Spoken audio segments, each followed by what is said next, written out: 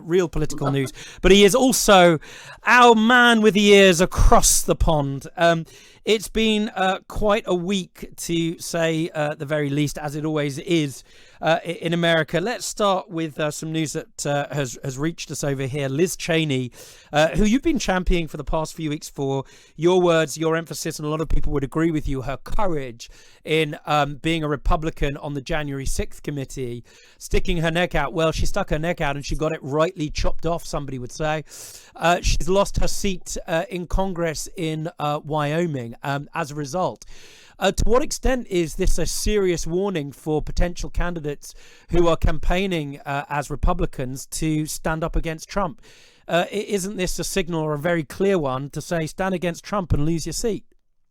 Well, that could be, but Liz Cheney had the wherewithal and the courage. And I have to say, I never thought Darth Vader, her dad, Dick Cheney, would bring me to tears. But when he did an ad for his daughter, it was so compelling and so lovely that I'm a big, I may not agree with everything that Liz Cheney does, but boy, she has integrity. And she knew that, but she has pledged that it'll be a cold day and wherever to ever let Donald Trump near the Oval Office. And there's a sword of Damocles out there, 3 swords of Damocles. And if I may, Liz Cheney is holding one of them, Ron DeSantis is holding the other one, and Mike Pence is holding the other one. Mm-hmm. And they're all, in a sense, tacitly challenging Trump for the nomination in 2024. Mm-hmm. Pence is out there on the road. DeSantis is now the GOP darling. Yeah. He's literally, Rob, in Pennsylvania and Ohio campaigning. I get his emails to fundraise off of him. So he's out of the state, and he's doing all that he can. And Liz Cheney, of course, is in fact being Liz Cheney. Can I ask you a question? Can I ask you a question? The thing that I'm interested in is... that's why I'm here, Rob. I know, don't listen, it's been a long week, trust me. I've been getting up at 3 a.m. I know, but you've been brilliant. You're a sweetheart. Listen, what's the polling like between DeSantis and Trump? You know, there's an algebra here which says that it's a real nightmare for the GOP party, for the Republicans, if DeSantis announces, because then you've got people that may traditionally be pro-Trump, right? People sort of anti-lockdown, so on and so forth, that form part of this complex tapestry of Trump supporters. They're not one thing any more like any other one voter is one thing. But a lot of the collection of issues they care about, DeSantis has championed as well. So is there a worry that if it's a DeSantis versus Trump runoff, that actually that's going to end up doing, serious damage to, well, both candidates, and is going to split the entirety of the Republican Party? Without a question.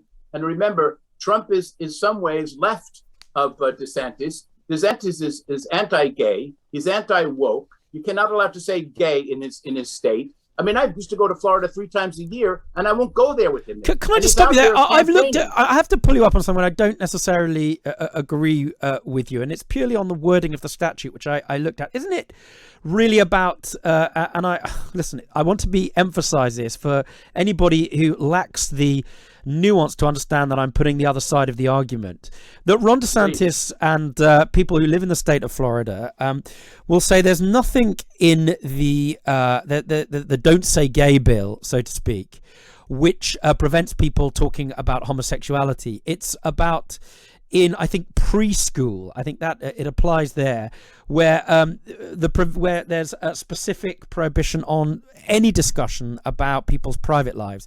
Now, some would argue that that's similar to Clause 28 that we had here, where schools were unable to talk openly about sexuality, which did, and I would agree with this, real violence, to say the very least, to the gay communities, and was part of the reason that for generations there was a culture of shame around gay communities. But I'm wondering, is that exactly true? Is that a fair and adequate reflection of Ron DeSantis' view against or towards the LGBTQ communities? I know plenty of my gay friends who are moving from South Beach and moving from Collins Avenue to get away from his grip, because he is a vicious anti-gay, anti-Semitic individual, and it's making the people in Florida, who I've known for years, extremely anxious. So let's put it that again, way. I have to pull you up. I look at a lot of people who are supporting him, and his various stated positions on the state of Israel. You know, you look at people from, albeit the right. You know, as part of my job, I try to listen to the full panoply of views that are on offer. People like Ben Shapiro, for instance, at the Daily Wire. You know, these are out and loud, proud, very Jewish, very vocal supporters of Ron DeSantis. It's quite difficult to understand how they or why they would do that if he were anti-Semitic. What evidence do you have of that? Well, I know I have people who I'm very close to in the political community, right. both parties, who are saying this is a disaster. And they're frightened for him.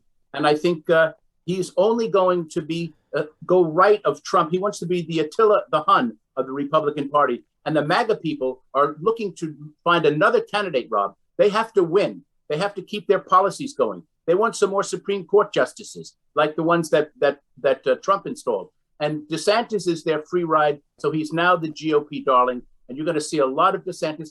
I'll send you some of my emails that he's sending me. He's campaigning on this stuff. It's vicious, it's scary. And I think I never saw Trump actually look good before in comparison. You know, it's an interesting thing. You described it in this way, not me, but we should use this language. This kind of anti-woke politics does seem to be having a really important electoral impact. You know, we look at some of the more sort of recent races where people were several points behind, and you know, they run, for example, in various school districts where, you know, you have more direct democracy than we do. You know, you can run for dog catcher in certain states of America, and school boards and so on and so forth, where people are points ahead. And then they come out, for example, against critical race theory, which school communities are worried about. They are worried about perhaps public accommodations, especially schools, preaching what people might describe as a woke agenda, issues surrounding trans, etc. And communities say, look, it's not that we're necessarily against it, but we don't want that stuff spoken about in schools. We want the power, as part of the kind of American way of life, to determine what our kids should learn when it comes to issues of the private sphere. And especially when it comes to things like critical race theory, that seems to be a vote winner in various parts of America. Now, to that extent, shouldn't the Democratic Party be concerned about that and be thinking about how they can take that head on? Well, I think the Democrats, I was part of the Democratic Party. I was at the DNC. I did a lot of communications there. I've got some things to share with those people if it's appropriate and when the time's right. But I have to tell you, you know, there's a lot of gaslighting and there's a lot of veiled speech being used, Robin. I know you know this. Mm-hmm. And I think the woke concept and the critical race theory, all of that is one way of saying anti-Black, anti-gay, anti-progressive, anti-woman. And you know, one of the things that's really going to take the Republicans down, and it's doing it in the states where, by the way, the Senate and the GOP is not doing well in the Senate campaigns, and they're pulling money out of there, is the whole Roe v. Wade thing. It really exorcised and activated the women. They don't want to see their daughters and their sisters and their whomever, their partners, have to become products of abortions that are done when the young girls, 12 years old, they wouldn't let her have an abortion. Right. Yeah, I heard that story, and we've spoken at length about it. But I want to come back about this sort of sense of progressive politics and thinking about who might run potentially if Joe Biden doesn't at the next election. You know, you look perhaps at the governor of California and so on and so forth. You know, I have friends that recently came back from Oregon, you know, one of the most liberal states in the union, and was in LA, and you know and in San Francisco. These are places where, in the grip of a more kind of liberal, to say the very least, set of policies when it comes to policing. Defund the police has taken grip there. And the results socially in places like Portland, in places like San Francisco, are that businesses have left those communities, especially underserved communities, because not only have the policies been bad, they've resulted in communities which are disaster areas. How do progressive politicians persuade, you know, people whose votes and hearts and minds they need to win, that these policies are a good idea? Well, I think we all need to listen to each other. I think we all need to understand that the education system in this country is really about bringing young people together and educating them, not the dumbing down of America, but the enlightening of America. And I think this is a problem that we're going to be confronting in the next 2 years. And we're 12 weeks away from the midterms, Rob. And many things are riding on that midterm, and whether or not Joe Biden gets the support in the Senate to be able to pass any bills after coming from 2 weeks of extraordinary success in terms of his legislature and what he's done, that he's passed with a Congress that is not necessarily on his side. Yeah. Well, I mean, you and I never have the chance to have the knockdown drag out. We really should. An extended thing. When you come here, we're going to make you a cocktail in your honor, and we'll do that. Just last question for our time with each other. Midterm predictions. Do you think that the GOP are going to get control of both houses?